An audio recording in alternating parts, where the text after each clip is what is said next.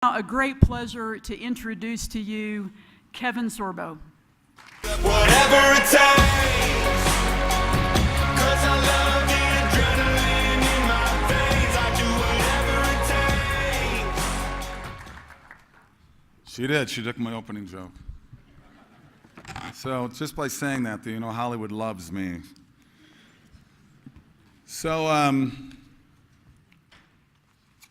university professor at any college USA in a philosophy class for freshmen asks his students, says, can you touch God? All the students look around and they can't touch God. Then he asks again, well, can you see God? They all shake their heads no, and he says, well, then you must conclude that there is no God. The student in the back of the class raises his hand. The professor calls him, he stands up, he said, sir, can you see or touch your brain?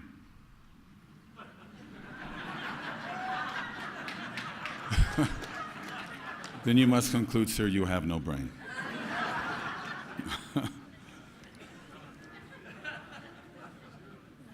I don't remember where I heard that, but I love that. I love that. I'm going to tell you something that may surprise you. Hollywood hasn't always been run by liberals, whereas today, of course, it is overwhelmingly leftist. But it wasn't always that way. Prior to the 1960s, it was a whole different feel. The 60s sort of changed things, and I think a lot of you were probably around during those 60s and those free love and hippie years, and you saw the light eventually, thank God. But if you look at some of the movies prior to 1960, they were all pretty much were G and PG rated movies, and they had a good message most of the time. There was always, during World War II and after World War II, there was a lot of positive messages about America. You look at conservative movies that had conservative ideas like It's a Wonderful Life and Casablanca. Ben-Hur came out in 1959, three-hour masterpiece which won 11 Academy Awards. There's a great movie that I love. Some of you may have seen this on the internet. It's gone viral. It's pretty great. It's a clip from a 1940s movie called The Ghost Breakers with legendary actor and comedian Bob Hope, where the doctor, they're in his office, and he's telling him about the zombies that they got to deal with, and that the zombies he's gonna encounter. And the doctor says, it's worse than horrible, because a zombie has no will of his own. You see them sometimes walking around blindly with dead eyes, following orders, not knowing what they do, nor caring. And Bob Hope added, oh, you mean Democrats? It's out there. It's very funny. I post it sort of regularly. I can't help myself. But yes, when he said like Democrats, in fact, exactly like Democrats. And the good news here is that they've always been this way. The people we see today who subscribe blindly to whatever the Democrat Party shovels at them have always been the same. The only challenge now for patriotic Americans is that they are growing in numbers. And you see what's happening now in our public schools and our universities. It's almost entirely controlled by the left, as people have already talked about before me. So my talk today is about swimming upstream in a downhill culture, when culture seems to be flooding over you. How do you maintain your values? How do you maintain your morals and your convictions? And I'm going to cover three different things here today. First, I'm going to talk a little bit about myself. Second, I'm going to talk about the culture of Hollywood. And finally, I'm going to tell you what I meant by swimming upstream.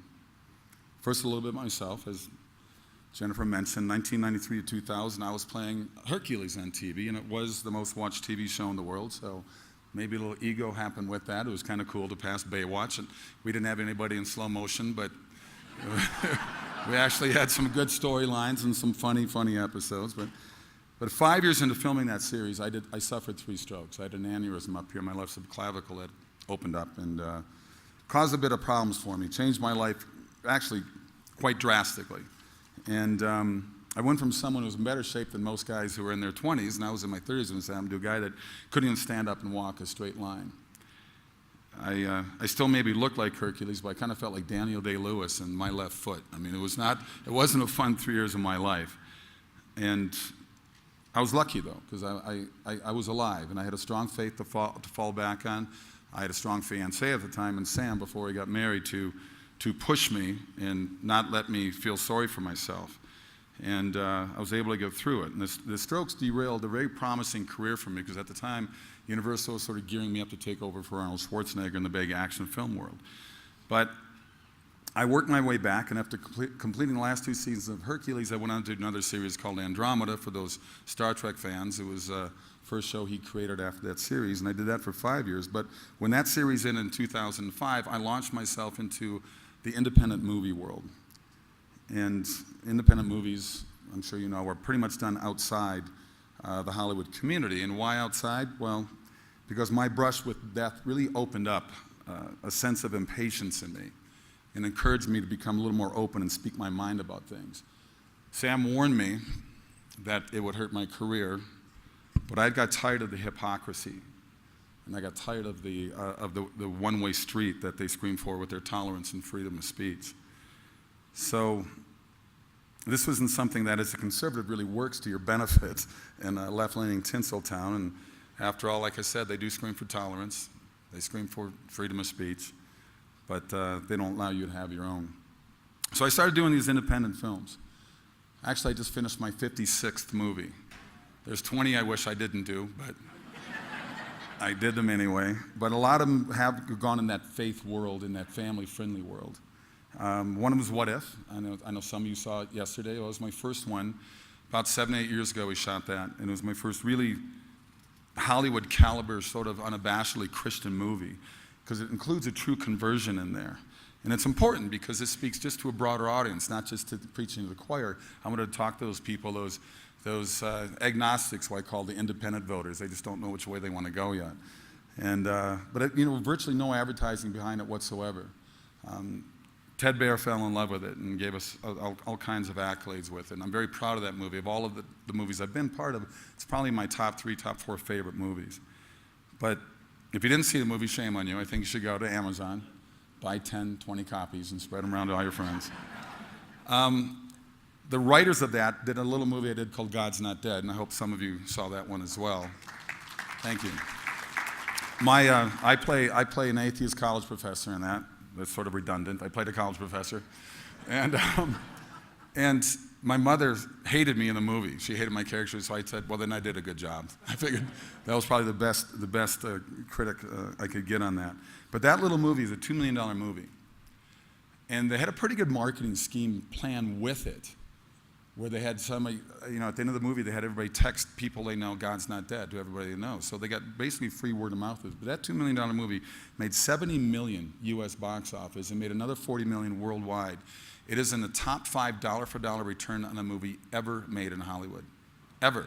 Did Hollywood give it any credence? No. No, thanks. Hollywood didn't talk about it. They didn't want to put any press on it. They hated the fact they had to report on it because it did so well.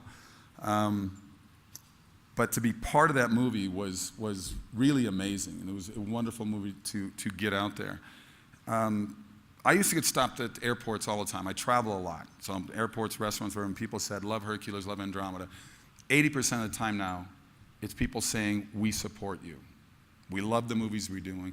We know where you stand with your being a conservative, being a Christian. We know Hollywood doesn't probably love you that much, but please keep making more movies like that. And that's incredible to me. People stop me all the time now for those movies alone. My family, we love it here, by the way. It's my first time here. This is amazing. We have a place up in Deer Valley, Park City, so I love the mountain life. We get up there as often as we can. But this place is really, really, I'm pretty impressed. This place is nice. But, well, I'm not moving here yet, okay. But I was at the airport in Salt Lake City. We're flying back home. And a woman came up to me. She had a beautiful 7-year-old daughter with her, and she said, excuse me, you're Kevin Sorbo? And I said, yes, I am. And she said, I could tell by her accent she was somewhere in the Middle East. And she said that she was from Iraq and that she was Muslim. And she saw the movie God's Not Dead, and she became a Christian because of the movie. It's incredible. And her daughter had just gotten baptized, which is amazing. Now, this could only happen with the strength of the message and the attention that movie got. And it just shows you the power of what this sort of media can do. We all know television. the influence that television movies have on people, and we can use that influence for positive as well. And I've had many more stories like that. And our last movie that Sam and I directed, we both acted in, and she produced, was Let There Be Light. I know you had it last year. I get at least 10 to 15 emails a day, still to this day, and that movie came out in October, November, December. And people saying, I saw your movie, it changed my life. I mean, it's really amazing. I've had people saying that they're on the brink of suicide, and somebody recommend the movie. So it's like one soul at a time. It's incredible what this does. I've got other movies that fall in that range, like Abel's Field and Gallows Road and Avenging Angel. I mean, I'm really proud of these kind of movies that put out a good message. Now I'm going to talk to you about working within the Hollywood system. Sam wrote a script and developed a script a few years back. It's called The Miracle Man, because we wanted to sort of let's see if we can get a faith-based TV show back on the air. And we shopped it around. We went to all the networks, and believe it or not, one of the networks actually bought it. We actually sold a faith-based TV series to a network. It was NBC and Sony. But it's what happened at another network that sort of opened my eyes to the battle we have with Hollywood. So we're sitting in this large conference room, and we're pitching all these studio execs from this network.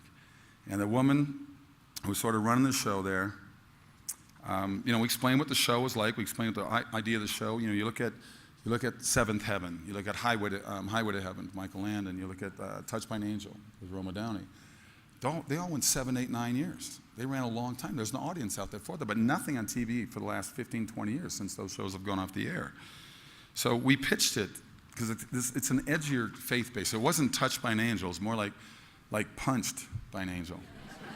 You know, because I play a ranger. Is in Afghanistan. His troop is they're ambushed. Everybody dies except him. He's able to escape, but he's an agnostic, and it's his growth and what happens with his growth, and things happen around him he doesn't quite understand, doesn't make sense to him. But these TV shows, they have large audiences across America. Like I said, they had 7, 8, 9 year runs. So this TV executive, I'm not going to name her name, after we pitched the idea for the show, she says, you know what? I get there's an audience for this kind of product. I get that. My faith, though, is somewhere over here. It's sitting on a shelf somewhere over there. And I understand, Kevin, you've had success in this arena in movies and television and things like that. And I know that middle America wants this kind of product. I just don't know why they want this kind of product. This is what we have to fight. It's amazing to me. This is why Hollywood struggles with faith films. Did anybody see the movie Noah? A couple, right? Because word of mouth killed it right away. We got invited to a screening with the faculty at Pepperdine University at Paramount. I got invited, I guess, because of the movies I've done and been part of, and so we went to it. And we're sitting there, this is before the movie came out. It's about a $200 million movie all in with all our publicity campaign. And I'm assuming it's the only producer that maybe had some sort of Christian values had to come up and talk to us. And so he's coming up there already apologizing for the movie before we see it. And he says, you have to understand that this movie is the director's sort of vision of the movie. By the way, he was an atheist. They hired an atheist director to do the Noah story, so you can take it from there. But, so we're sitting there watching the movie, and halfway through it, Sam, my wife, leans over to me, she goes, this isn't Noah. This is Waterworld meets Transformers. So I told her on the ride home, I said, you watch, this movie will open huge. And it did, open big. I think it had like a 60 million opening weekend or something. It was huge. Because all the Christian crowd, Noah, let's bring our family, let's go to this thing. It dropped, I said it's going to drop 60% second weekend. You watch, it dropped 62% because of word of mouth and killed the movie. And the interesting thing was after the movie, we were sitting 30 rows back. There was a guy in about the 5th or 6th row in the front there, raises his hand, and he asked the studio executive if he comes back out. And he says, you know, with the recent success of movies like God's Not Dead, and I'm like back there, yeah, it's my movie.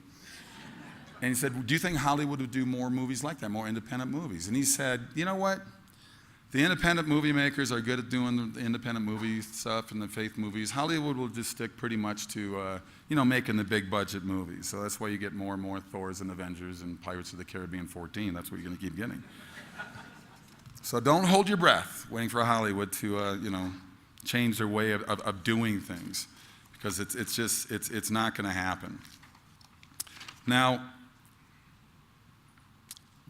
and another thing, they're never going to laud capitalism or free markets either, or small government, any things that conservatives really hold dear and understand what makes this country great, because this country was made great by individuals, never by government. And I speak a lot of churches, and I always say to pastors, you do not work for government, you work for God. So, but these days in Hollywood, conservatives, trust me, are far and few, and I think a lot of them are afraid to come out of that closet, so to speak. But they're used to just doing their own, exporting their own progressive propaganda. That's what they want to do. And sure, it's not in every single movie, but it's in quite a few of them. Walt Disney said years and years ago, obviously, that movies can and do have tremendous influence in shaping young lives. And Hollywood likes to set the cultural norms, don't they? Because somebody said earlier, and I totally agree, that politics is downstream of,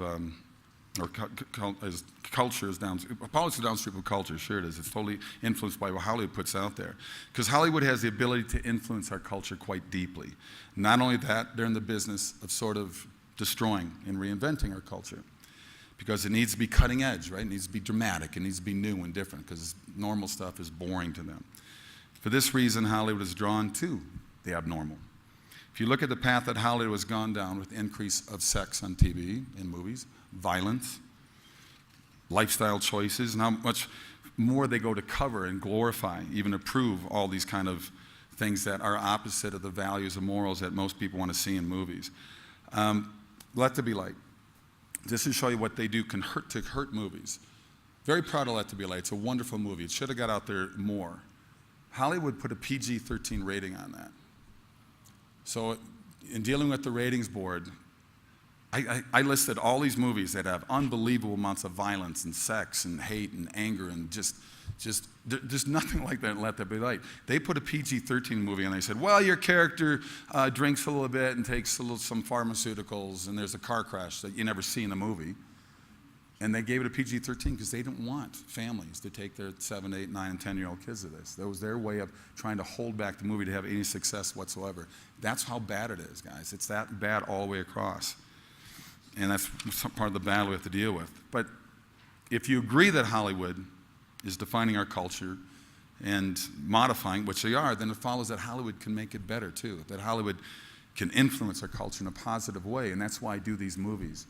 And that's why I have more people doing these kind of movies. So we haven't lost the battle yet, folks. We're not going to give up, and I'm not quiet about it on Facebook and Twitter. If you follow me, I'm not as crazy as Trump is with it, but I do rile up the bases quite a bit. So John Adams said our Constitution was made only for moral and religious people. It is wholly inadequate to the government of any other. So our very republic is at stake if we move further away from the Judeo-Christian belief system that this country was founded on. Why? Because those people who have any kind of faith at all, we believe in the 10 Commandments, not just the not killing one, which is an important one, but let's talk about the not bear false witness one. So if lying is just a matter of choice, well, then we lose our culture entirely, because what's the point of swearing in the Bible in court if our legal system will just go out the window because it won't matter? Does anyone here know how John Brennan took the oath of office as director of the CIA? And nothing was made about this. He chose to be sworn in on an unsigned first draft of the Constitution, one that doesn't contain the Bill of Rights. I don't know. Why was there no outcry? Because the mainstream culture now despises the Bible. They disdain truth, and they defend the destruction of conservative values. So is it any wonder that our intelligence community is under suspicion? You look at the FBI today with all its corruption. Leon Panetta, under oath, appearing before Congress as the Secretary of Defense, answered the question, why didn't we send anyone into Benghazi? He says, well, there wasn't enough time. How would he know how long that attack was going to last? See, the truth didn't matter. Only his ability to shield the Secretary of State at that time from being responsible and preserve her power. Of course, I'm talking about Hillary. She was too busy deleting emails to be bothered about saving American lives. So. And who would have thought that after the election and re-election of the nation's first black president that we would see race riots in our nation's cities.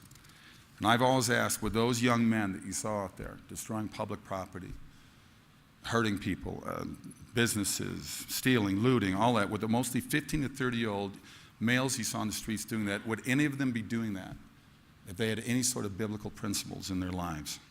If they had any understanding of the gift of living in a representational republic and the freedom that this country has given them through the sacrifices of heroes that I know we have in this room right now that served in the armed forces. So actually, could they stand? People who served in the armed forces, would you please stand? Anybody served in whatever branch? Could we give them a round of applause, please? Thank you, guys. Thank you. I stayed standing for my brother, Lieutenant Colonel Scott Sorbo, 23 years in the Army, so I stood for him because I shouldn't be standing, but God bless what you guys do. But what are kids being taught in school today? That life is an accident of nature, survival of the fittest, right? That the government should just pay. Is it any wonder that they demand their fair share? The entitlement generation, right? But when we deprive our children and adults of the hard work it takes to earn something, which my parents instilled in all 5 of us kids, anything, we deprive them of the dignity of self-worth. We cheat them and they don't even know that they're being cheated. Because I don't think people are stupid. I think there's just ignorance and there's uneducation going out there, and we're purposely dumbing down our kids in our school systems. It's one reason why we homeschool, because we see what's going on in the public schools. California ranks 47th in the country right now in public education. So we're 3rd at being worst. It's really awesome. It's amazing. I think the U.S. as a whole ranks around 27th to 28th, and it just keeps getting worse. The problems in our cities, not only in education, but in so many other areas, are nothing short of a tragedy. And what events like these riots that we see going on, and the divisiveness and unhappiness, they've just exposed the failures of cradle-to-grave social policies held so dear by politicians on both sides of the aisle as they embrace and celebrate unlimited government. Government as God. Government achieves more power by creating dependency, right? And enslavement of the masses. And to enslave the people, we must convince them to surrender their freedom, and freedom comes from God. So we got to get them to surrender God. And then the government can grow. Politics and religion, right? By the way, y'all know where the word politics comes from? Some of you heard this, I know that. Poly is Latin, meaning many, and ticks are blood-sucking parasites.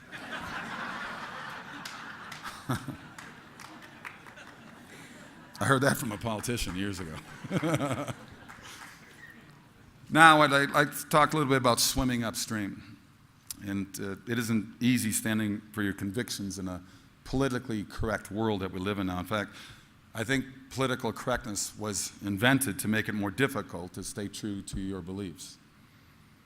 But that is what having a conviction is all about, right? After all, if it isn't tested, what good is it? So there once was an emperor, you know the story, who demanded the finest of clothing, right? Brought in the best tailor, looked at all his clothes, and like it. Finally, the tailor pulls out nothing and says that only people who are refined can actually see this.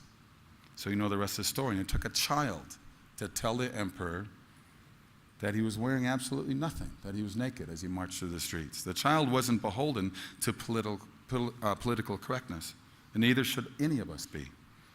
The child spoke truth to power, and that is what I believe we are called to do. We're here to speak the truth.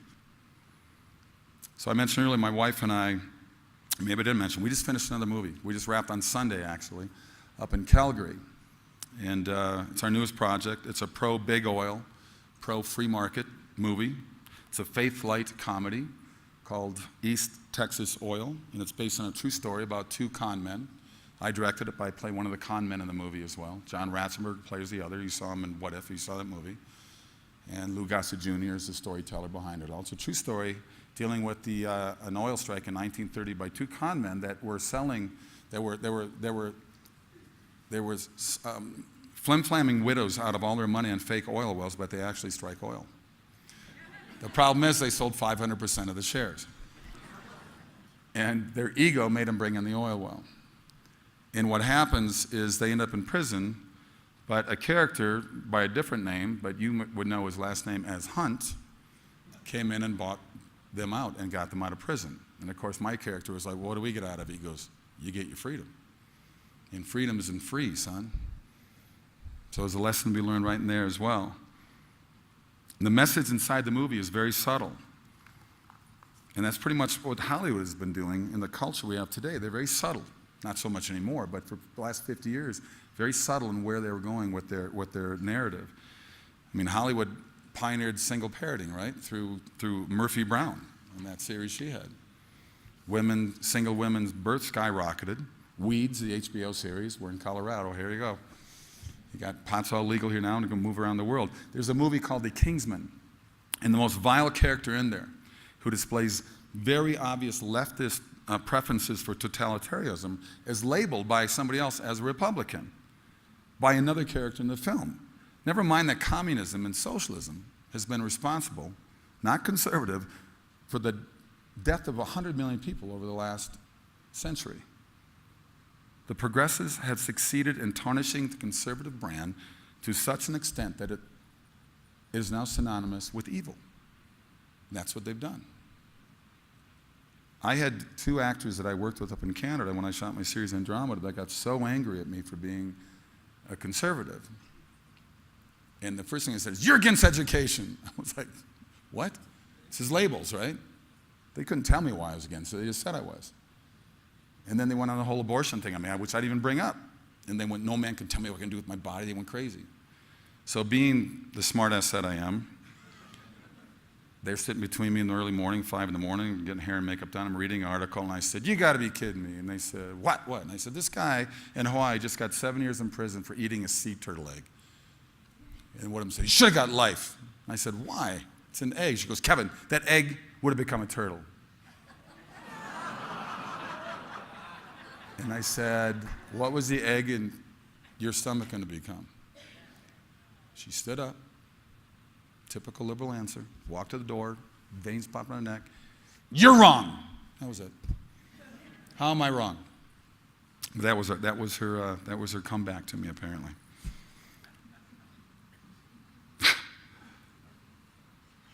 There's an onslaught of idiocy. And how does someone stand on conviction? The answer to me is faith. Quite simply, it's just faith. Personally, I never really needed faith until I was struck down with the strokes that I had. I couldn't even stand up myself, but that's when I leaned on faith, because I had that to fall back on. It helped me not only to battle back, but to start to stand for my beliefs. See, I don't see my strokes as just some sort of bad luck. I mean, they were certainly a wake-up call, that's for sure, and it was frustrating at first. I wrestled with God a lot. Don't wrestle with God, you'll lose. It's guaranteed you will lose. But they were a wake-up call. They slowed me down, and they gave me an opportunity to really look around to see, where I was going with my own life and where I saw the culture was going. And that gave me a sense of really posterity and my responsibility to it. And it's a responsibility I think that we all share. That's why I say it isn't simply enough to withstand the pressure. I'm a mind to fight back. I'm a very strong-willed person, to try to regain some of the ground that we've lost in our culture, to educate those who have been brainwashed by the intolerance of the left. And East Texas Oil, the movie I just said to you, it's going to come out next year. And we're going to do some film festivals with it, I promise. I hope we bring it here. But it is that movie world that I think that it was my calling to help sort of change the culture and move people in different directions. I wanted to be an actor to make people laugh, make them cry, make them think. Would I want to be in an Avenger movie? Sure I would. But you walk out of that movie, you don't feel, it was a good roller coaster ride. But I like movies that make me think a little bit, that make me look at a character where I can relate to that character. And I see myself in that character. And that's the reason why I think I got called to even be in this thing. But I've got more scripts ready to go. It also comes down to funding. That's always the hardest thing to find in anything. But we're clipping along. It's amazing to me. Let There Be Light came out of the blue. We had the script. My wife wrote it. I get a call from Sean Hannity out of the blue. And I've been on, that's the only place I can go and talk about God in a movie is on Fox. If I played an Islamic radical terrorist pedophile, then they'd have me on the Today Show. That was a fascinating character. How did you get into that character, But to bring something with a positive message, there's nowhere else to go. And Sean calls up, I love God's Not Dead, you have something like that. We flew to New York, pitched him 30 minutes, boom, he wrote a check. I came to an event like this 6 months ago in Palm Springs. Signing my book afterwards, a guy comes up, I got this much money, can we make a movie out of it? And I said, I have to go to Canada so I can get a tax break. But I said, we did it. And it's amazing how these are all God things, because you don't know where these money's going to come from. So we're going to keep making these movies and keep fighting it, because it's our way to get our brand of conservative out there, and to really to help move this culture. And the exciting thing is, it's easy. In fact, comedies and family-friendly movies, and Ted Bear will back me up in this, they fare better than any other box office movie. And Hollywood's going to keep making the movies they want to make, but they know. If you look at the top 100 movies of all time, they're pretty much G and PG and some PG-13s in there, for the most part, that made the most amount of money. And the truth is really what people crave. They want movies like this. Leftists, they have to work really, really hard to sell their ideas, because all they really have are their lies. Conservatives have the truth. Truth resonates. It touches chords deep within our soul. I mean, the desire for freedom, for love, forgiveness, faith, and hope. Progressives, they preach power. They preach control, irresponsibility, destruction, atheism, and despair. They package it very well, for sure, but it's all in desperation, nevertheless. And I really hope that you'll join me in the water. I hope that you'll join me in this fight to swim upstream in this downhill culture, because it is really shifting. And when I meet people like you, it just gives me more hope. And because hope, that's the Christian message, right? That's what it's all about. And I'm very grateful to be here and to be able to speak. So I encourage all of you to jump in the waters and fight the good fight with me, okay? God bless you. God bless America. And I guess we're doing some questions. Is my wife Sam's joining me? Thank you so much.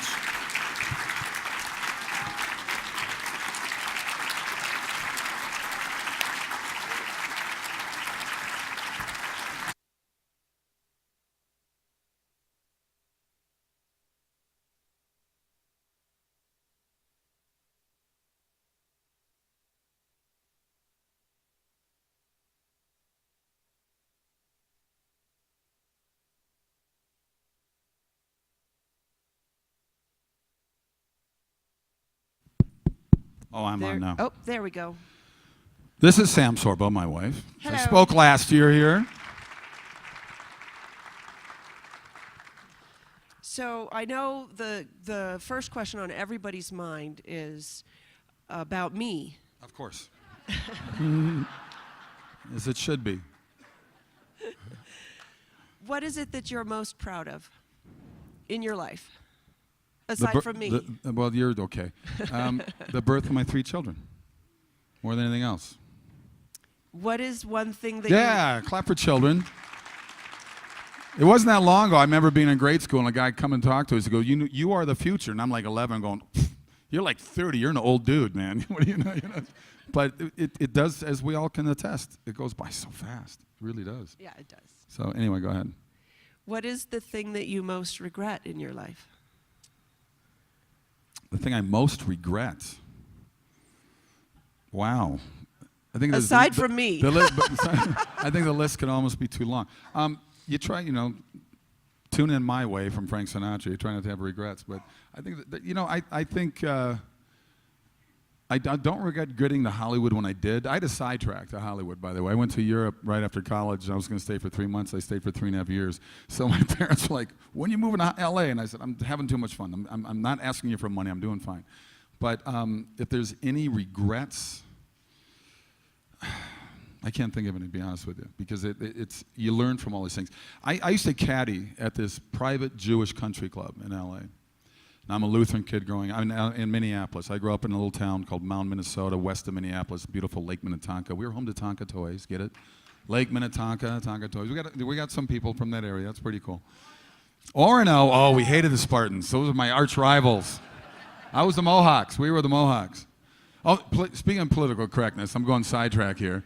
They changed their name after 100 years to Whitehawks. So I asked the principal when I went back. I go back once when I speak to the drama class and things. And I said, "So were the Native Americans all like thousands out here, and they're going to change the name because they still got like the Florida State Seminoles, they still got all these Washington Redskins, and people know who they are. We're a little town of 7,000 people, but no, we just thought it was the right thing to do." And I said, "Well, it wasn't, but anyway, you changed it to Whitehawks, so I know it sounds kind of racist to me." I said. I had to say something. Where was it? I got sidetracked. What was don't it? remember. I don't remember either. Oh no, regrets. No, we passed regrets. It was No, past you that. said that you don't believe in regrets. I can't. I lost my train. What's that? Caddying. Yes. Caddying. Thank you. This regrets are good. And it's not regrets. So I'm 17, 18, 19 years old, or a couple summers doing this. And I asked every one of these guys, I said, "How did you become successful?" Without exception, they said, "I failed, and I failed, and I failed, and I didn't let it stop me." He said, "You have to find failure as a positive instead of a negative." And that all stuck with me, because when you get out to Hollywood, you're at the door, you're too tall, you're too short, you're too fat, you're too thin, you're too young, you're too old. Every excuse is about rejection, that whole thing. Hercules was 7 auditions. They interviewed 2,800 actors in North America for that role.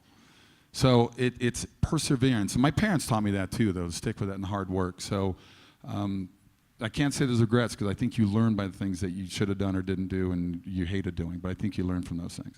How does that lesson apply to everyone here in our battle for conservative values in our culture?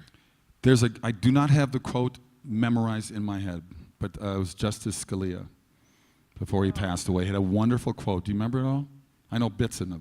He said from the beginning, God imagined that the world would make fools of believers, that the believers would be thought of as fools by the, for lack of a better word, the intelligentsia, as Thomas Sowell would say. He said, "Don't be afraid to be a fool for Christ." And he challenged us to be fools for Christ. It's a great quote. And so I guess the translation would be fools for your conservative values. Because you'll lose friends, you'll lose coworkers, whatever, but don't be afraid to have that done to you. I mean, I did it in Hollywood, like you warned me, and I knew it would happen, and it's happened. They actually called me in last summer to do a 3-show arc on Supergirl, which shocked me, because my agent left, my manager left. Everybody, you become not one of them. They don't want anything to do with you. And I was shocked that they wanted me for this 3-show arc.